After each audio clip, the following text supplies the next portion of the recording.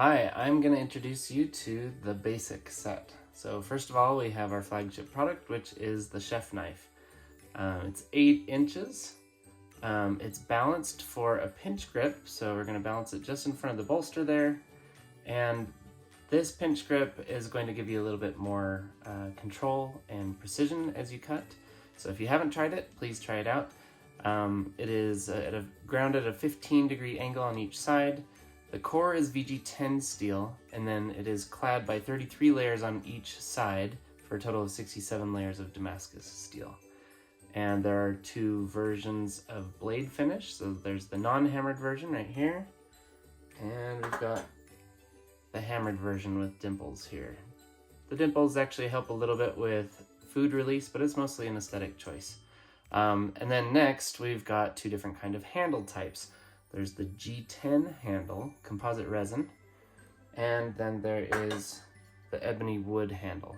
The ebony version is slightly lighter, about 1 ounce lighter. So hope you enjoy your chef knife. Next we have the santoku, and this knife actually probably got the most feedback and help in our design process from J. Kenji Lopez Alt.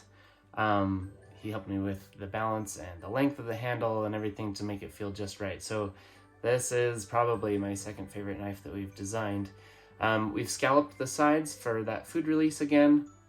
It also has the 67 layers Damascus with a VG10 core.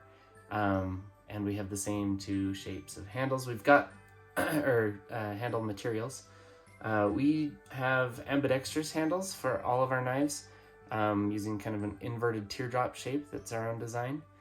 And the santoku is going to be for still on the board work, but it's maybe a little bit smaller jobs, more precise cuts, and extremely good for veggies. So we'll go on to the paring knife. So first knife off the board work. Again, same details with the Damascus patterns. And we have the ebony wood handle or G10 composite resin. Now all these knives are hand wash only, so please hand wash and then dry immediately and put it away. And they will last a lifetime. They'll last for generations if you take care of them. So, but that does mean no chopping through frozen foods or hard bones or on granite countertops or glass cutting boards, heaven forbid. And you will love this knife for a long time. Now, I want to go through the other knives as well, but I want to first explain that for sharpening these knives, first of all, it should hold an edge for a long time. It's a 15-degree angle on most of these knives. I'll get to the steak knives a little bit later. But you're going to want to use a sharpening stone if you're going to do it yourself. And if you do use a honing rod to straighten out an already sharp edge that's folded over slightly, just make sure that you use very light pressure. You'd almost be better off sometimes just using a strop, like a piece of leather. But you can use about a 1000 grit stone for putting on a new edge. You can also, if you're having to repair damage, you're going to go lower than 1000 grit. But if you're going to polish, and if you want a mirror polish or something, or like our factory edge here, you're going to go higher, 4000, 5000, 6000 grit. But 1000 is the workhorse, and I can highly recommend king stones, although we are going to be coming out with our own stones pretty soon, hopefully before you ever even need a proper sharpening. This is the utility knife. Now I want to show this height right here was increased from our prototype to the final version, and you can see the beautiful pattern there with the Damascus steel. Same 67 layers. This is kind of an in-betweener. So on the board, off the board, I actually did a lot of my carving of our turkey for Thanksgiving with this. But it is kind of it's like a small chef knife. It can do so many things. So I love the utility knife. It's probably the best feeling in your hand knife that we have. I just love this knife. So yeah, it's a treat for anyone who got this one. The boning knife, this was maybe the trickiest knife to design that we have made. Same pattern, same everything that I said before, except that this has a little bit more flex to it. And it's not, it's also not the 15 degrees, so this is a 20-degree angle on the boning knife. It's gonna have the flex that you need. It has a little bit of a finger guard. You're not gonna slip using this knife when you've got greasy hands.